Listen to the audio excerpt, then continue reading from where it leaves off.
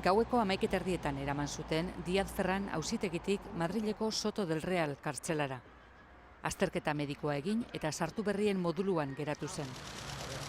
Viajes Marsanseko ugazaba izan zenak ez ditu ordaindu epaileak fidantza gisa kartzelara ez sartzeko ezarritako 30 milioi euroak.